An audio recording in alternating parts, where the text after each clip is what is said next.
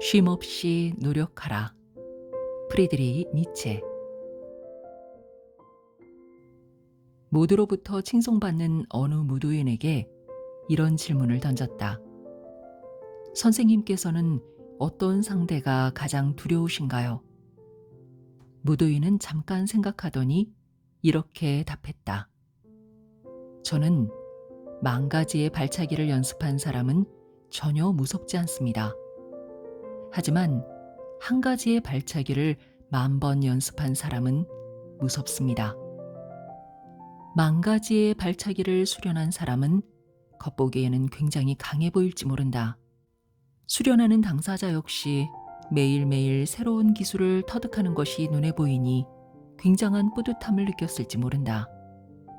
하지만 그가 누군가와 대련을 벌였을 때 매일같이 새로 터득하는 일에만 몰두했던 그는 자신의 기술 중 무엇 하나도 실전에 사용할 정도로 숙련되지 않았다는 사실에 낙담하고 말 것이다.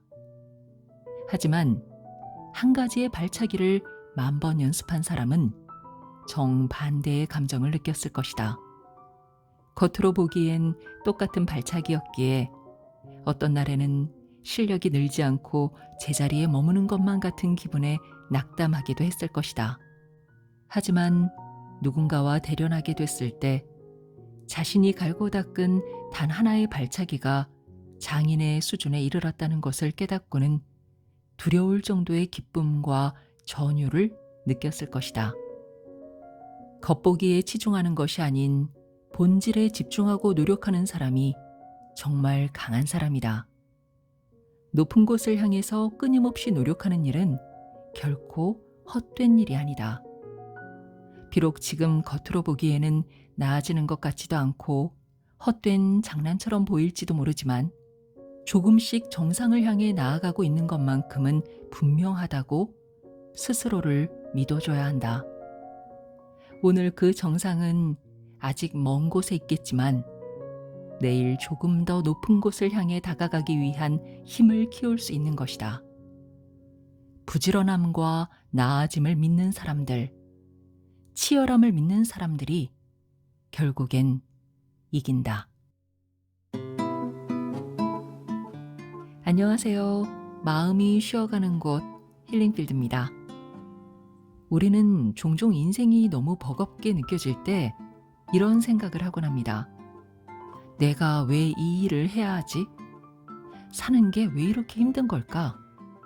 혹은 이 고통을 견디는데 무슨 의미가 있을까? 예전엔 이런 질문들 앞에서 그냥 고개를 돌렸습니다. 그러다 철학자 한 사람을 만난 뒤로 생각이 조금 달라졌죠.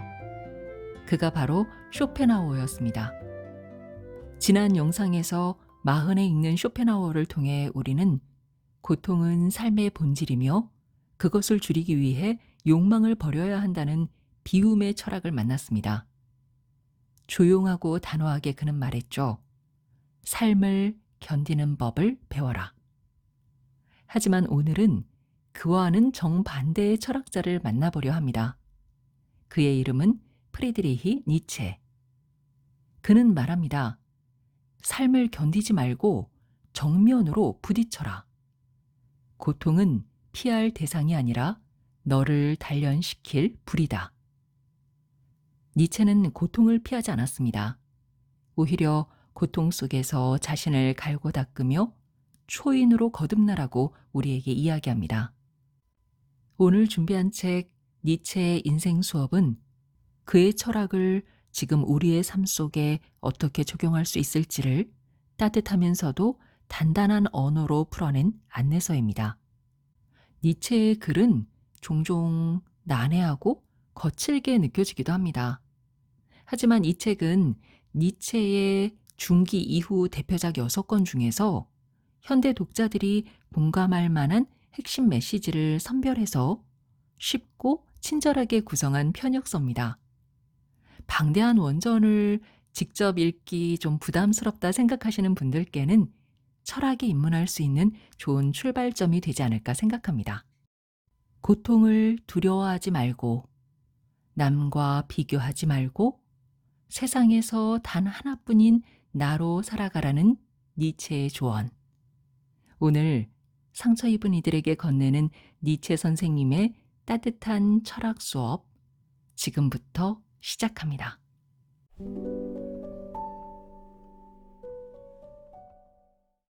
우리는 너무 빨리 결정하고 있다. 현대사회에서 최우선 가치로 여기는 것이 두 가지 있다. 속도와 효율이다. 이런 가치는 일상뿐만 아니라 업무, 심지어 인간관계에 이르기까지 모든 영역에 지대한 영향을 미친다. 산업혁명 이후로 물건을 만드는 속도는 비약적으로 상승했다. 효율 역시 마찬가지다. 하지만 거기서 그쳤는가? 요즘은 인간관계도 속도전이다. 가치관이 맞지 않는 사람들과 더는 시간을 함께 보내지 않는다. 인간관계 역시 공장에서 물건을 대량 생산하듯 효율성이 중요해지는 것으로 형태가 변형되기 시작한 것이다. 속도를 추구하는 사회의 모습을 잘 보여주는 예시는 무분별하게 배포되는 콘텐츠의 길이다. 예전에는 30분, 1시간짜리 영상도 아무 문제 없이 볼 수 있었다. 지금은 어떤가? 모든 플랫폼에서 서로 다른 이름을 붙여 짧은 영상을 만들어내게 하고 있다.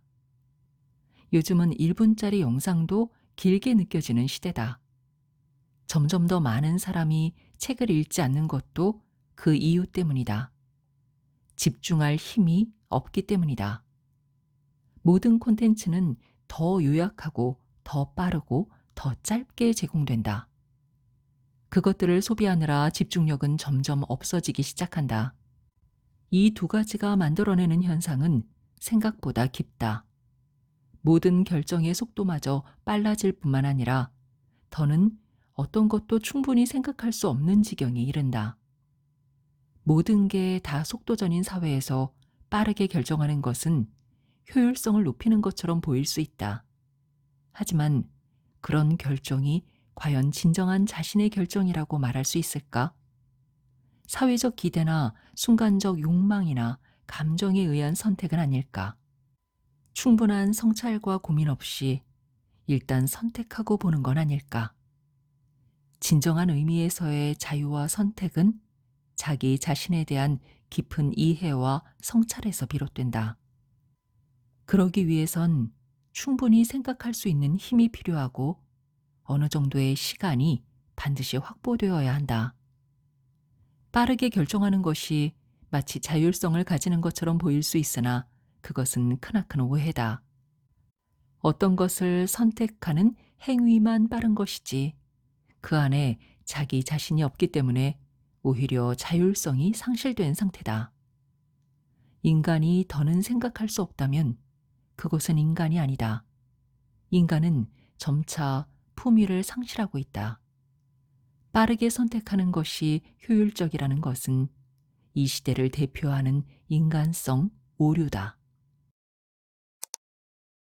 비관적일수록 낙관하라.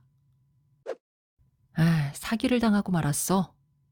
인생 공부 한번 크게 했네. 일이 제대로 안 풀렸어. 나중에 더 잘 되려고 일어나 봐. 가끔 이런 화법으로 말하는 사람을 볼 수 있다. 그들은 대수롭지 않게 우울한 소식을 전한다. 때로는 비보 안에 유머를 녹이기까지 한다. 그 이야기를 들은 사람들은 의아해한다. 불행한 소식을 어떻게 이렇게 행복한 소식처럼 말할 수 있지?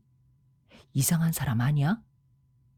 하지만 조심스럽게 확신하건대 그런 사람들이 오히려 더 진취적이고 미래를 자세하게 고민하고 있는 사람일 확률이 높다. 자신과 자신 주변의 미래를 생각하는 사람은 말과 분위기의 파괴력을 잘 알고 있기 때문이다. 동일한 소식을 반대로 굉장히 비관적이고 암울한 태도로 전달했을 때의 분위기를 상상해 보면 이해가 쉽다.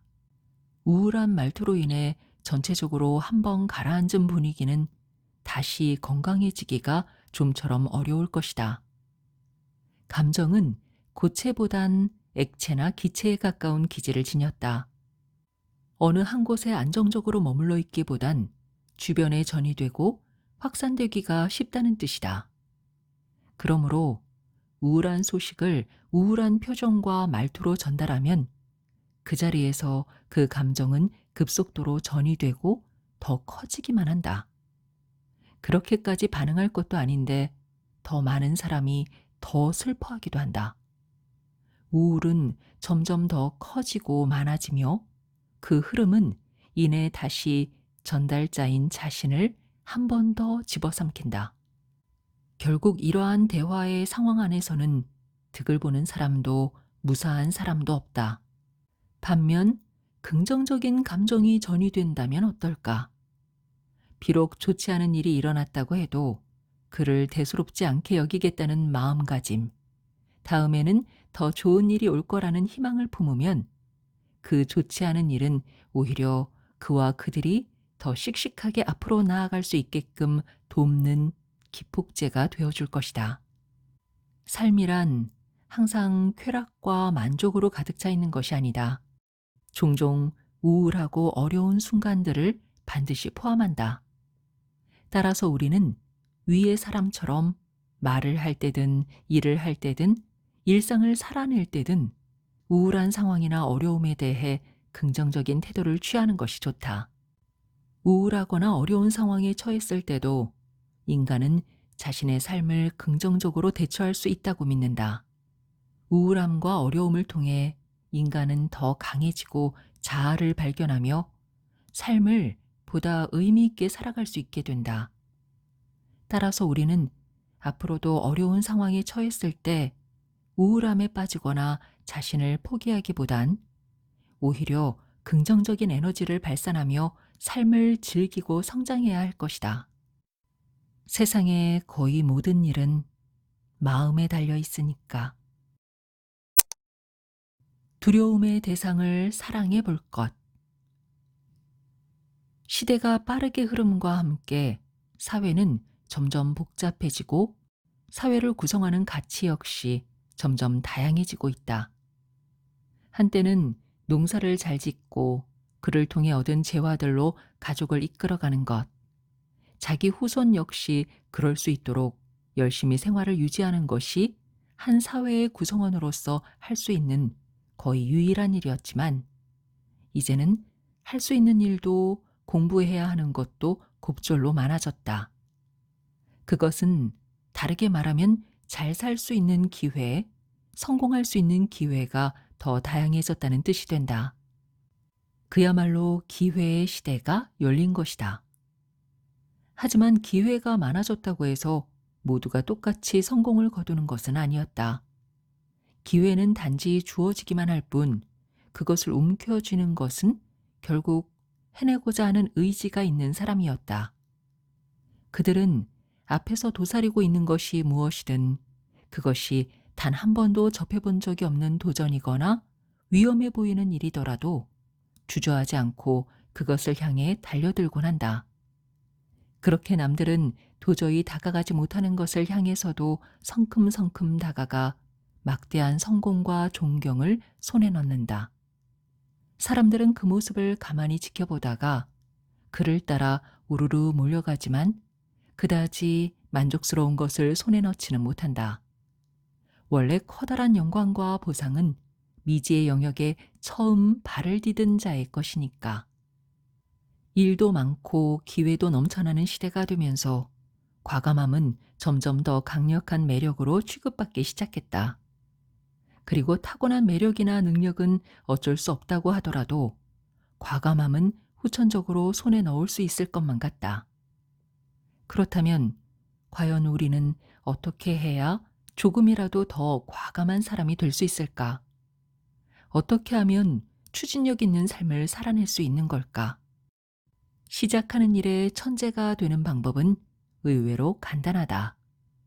바로 넓은 사랑을 갖고 맞서는 것이다. 눈앞에 있는 것이 무엇이 됐든 그것을 사랑하고자 하면 마음속에서 많은 화학 반응이 일어나기 시작한다.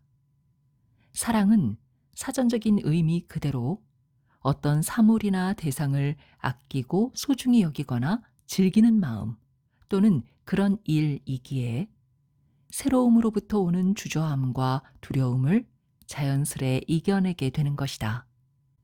마주하고 있는 새로운 무언가로부터 꺼려지는 면, 마음에 들지 않는 점, 오해나 시시한 부분들을 보게 된다고 해도 최대한 즉시 잊으려 해보자.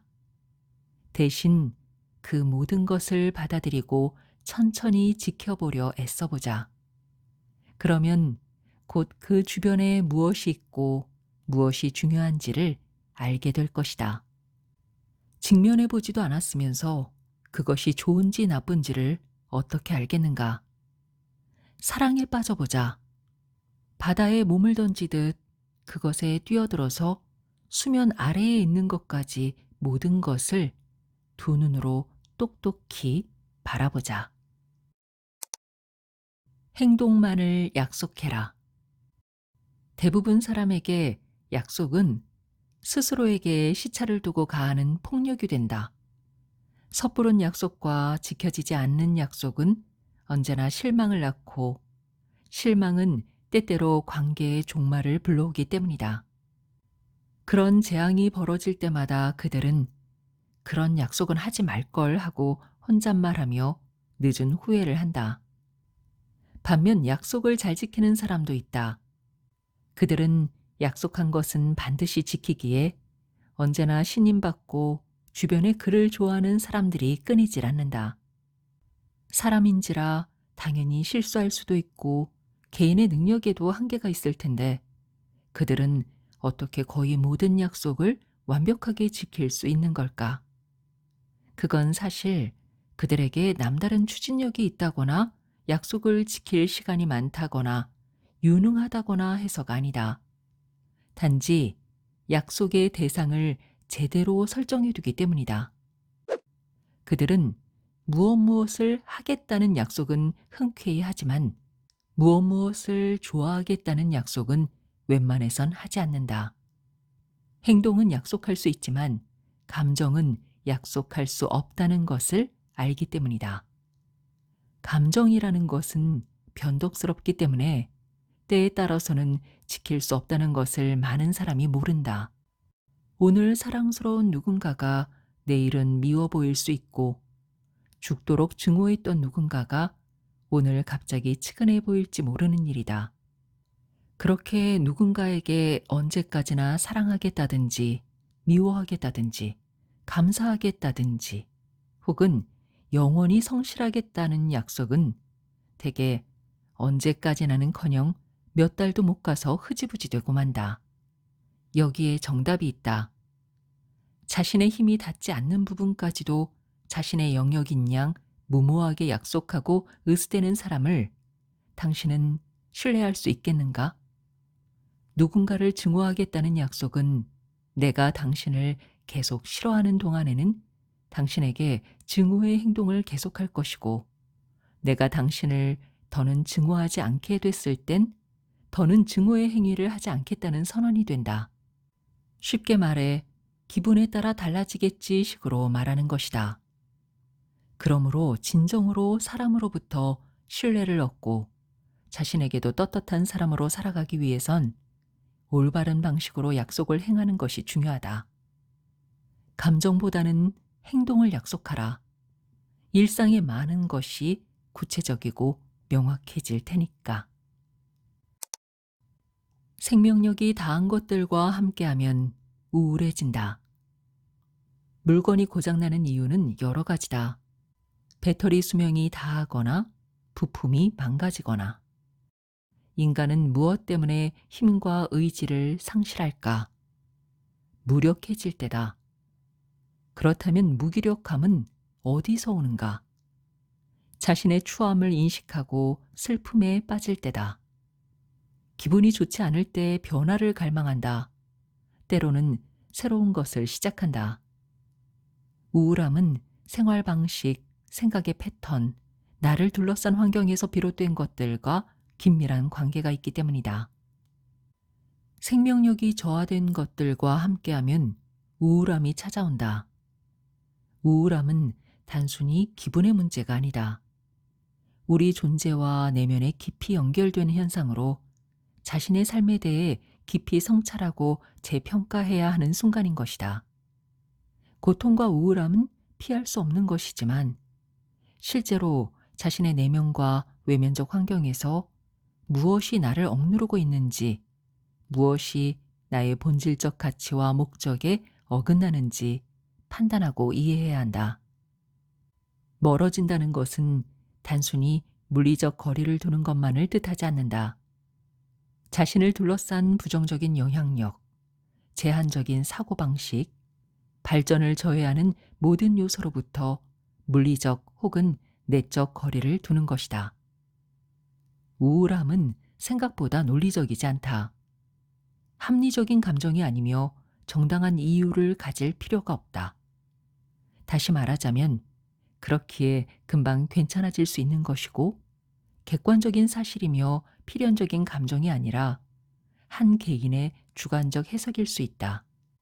마치 내가 스스로 제거하고 치유해야 하는 질병처럼 느껴질 수 있다. 우울함은 본질적으로 생명력이 쇠퇴하는 상태와 연결된다. 내 주변에 생명력을 다한 것이 무엇이 있는지 확인해야 할 때다. 내 주변을 바꾸지 않고 오로지 나의 마음에만 집중하는 것은 잘못된 길이다. 인생은 자신의 삶을 자신의 가치와 목적에 부합하게 만들어가는 과정이다. 우울함과 같은 감정을 경험할 때 이를 자기 자신과의 대화의 기회로 삼아야 한다. 교훈을 얻어서 자신의 삶을 다시 구성해야 한다. 기분이 우울한가? 내 주변에 있는 생명력을 다한 것들을 재평가할 순간이다. 내 삶을 더욱 깊이 있고 창조적으로 만들어갈 수 있는 기회다. 가끔은 멀리서 나를 봐야 한다. 나는 실수할 수 있지만 당신은 실수해선 안 된다. 나에게는 로맨스지만 당신이 저지르면 불륜이다. 이 정도 실수는 나에겐 추억이지만 당신의 그 정도 실수는 범죄다. 많은 사람이 그와 같이 자신에게는 너그러우면서도 타인에게는 엄격한 잣대를 들이대곤 한다. 우리의 마음속에서는 어째서 이처럼 편협하고 졸렬한 작용이 일어나는 걸까? 바로 스스로를 볼 때는 나를 너무 가까운 거리에서 바라보고 있으면서 타인을 볼 때는 그를 너무도 먼 곳에 두고 커다란 윤곽만을 보려 하기 때문이다. 가끔은 이러한 거리 감각을 반대로 적용하고 나와 남을 바라볼 필요가 있다. 그렇게 차분히 타인을 관찰하면 그는 그만큼이나 큰 잘못을 저지른 사람이 아니게 된다. 또한 잘못을 저질렀다고 하더라도 나름의 사정과 휴먼 드라마가 있는 사람으로 보이기 시작한다. 나 역시 마찬가지다. 나를 멀리에 두고 보면 나 역시도 타인만큼 너그럽고도 흔쾌하게 수용할 수 있는 존재가 아니라는 사실을 깨닫게 되며 반성의 시간을 갖게 되는 것이다. 시작해야 시작된다. 모든 시작은 위험하다. 운전면허를 갓 취득한 사람의 첫 운전은 수많은 사고 가능성을 떠안고 있고 홀로 떠나는 해외여행에는 막연한 불안감과 지내던 곳과는 다른 곳으로 향하는 데에서 오는 실질적인 위험 역시 도사리고 있다. 지금껏 내내 타인이었던 사람과 새로 맺는 관계에서는 상대방에 대한 무지 때문에 실수를 할 위험도, 그래서 의도치 않게 상처를 주고받을 위험도 도사리고 있다. 그러나 그게 무엇이 됐든 위험할 것 같다는 이유로 시작하지 않으면 정말 아무것도 시작되지 않는다. 가능성의 이야기를 하고 있는 것이다. 아무리 희박한 확률로 성사되는 일일지라도 일단 시작하면 0 이상의 가능성을 갖게 되지만 아예 시작조차 하지 않으면 0이라는 명료하고도 허무한 확률만이 존재할 뿐이다.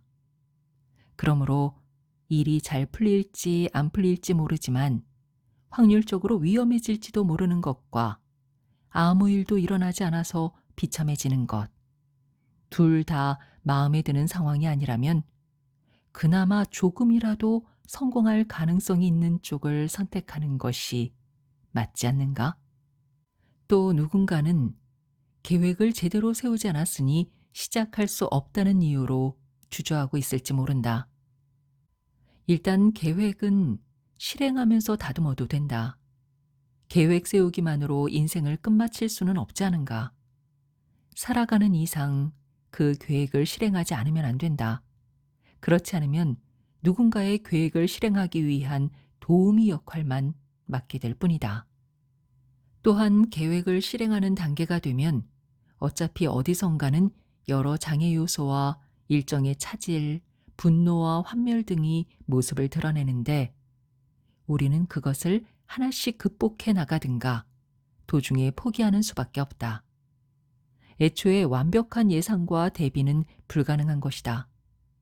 그러니 어렵게 생각할 필요가 없다. 일단 시작해보고 그 후 상황에 맞춰서 계획을 다시 다듬어 나가면 되는 것이다. 나는 당신이 0의 가능성보단 0보다 큰 가능성에 뛰어들 줄 아는 용감하고 현명한 사람이라는 것을 알고 있다. 네, 지금까지 하이스트에서 펴내고 김지민이 엮은 프리드리히 니체의 니체 인생 수업이었습니다. 오늘 우리는 두 명의 철학자를 기억하게 됩니다. 삶은 고통이며 그 고통을 줄이기 위해 욕망을 내려놓고 세상과 거리를 두라고 말했던 철학자 쇼펜하우어, 그리고 조용히 물러서기보다는 고통과 정면으로 마주하고 그것을 초월하라고 말했던 철학자 니체. 고통을 줄이는 삶과 고통을 초월하는 삶, 비움과 초월. 어쩌면 그 사이 어딘가에 우리가 놓치고 있는 인생의 힌트가 있을지 모르겠습니다. 지금 이 순간 여러분은 비움을 선택하시겠습니까? 초월을 향해 나아가시겠습니까? 오늘도 힐링필드와 끝까지 함께 해주셔서 감사합니다. 건강하세요.